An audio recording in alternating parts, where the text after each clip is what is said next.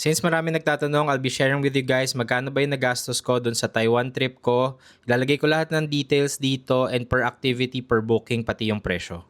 I booked a two-way flight via China Airlines. Actually, yung papunta, PAL operated din naman siya. Technically, PAL na aeroplano yung nasakyan ko. Then pauwi, Taipei to Manila, China Airlines na. For the hotels, parehong malapit sa Ximending, yung Cho Hotel which is 13,800 plus, tapos 11,200 plus naman yung Le Room Hotel. Both ay binook ko via Klook kaya naka-discount kahit papano.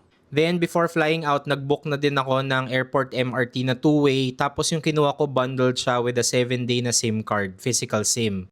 Meron na ding makukuhang gondola ticket sa Klook, so kinuha ko two-way, paakyat at saka pababa. Meron akong lumang easy card pero I wanted the Klook version, so kumuha ko nung merong 400 NTD na load for 903 pesos lang. Nag-dedicate pala ako ng day na pumunta ako ng North Coast. Hindi ko na to DIY kasi sobrang nakakapagod. Buti na lang kasi meron naman sa Klook na joiner for only 1,800 plus. Tapos ginawa ko na yun ng video if you guys wanna see.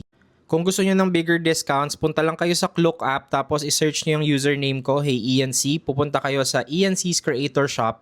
Mapupunta kayo dito tapos scroll niyo lang sa Taiwan. Meron dyang mga vouchers up to 15% off.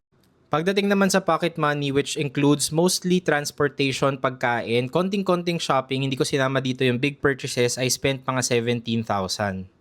All in all, I spent around 65,000 for a 7 days and 6 nights na solo travel. Tapos guys, kung may questions kayo on DIY travel or Taiwan travel, join kayo sa mga group na to para makapagtanong din kayo sa ibang nakapunta na. Hope this helps. More travel soon!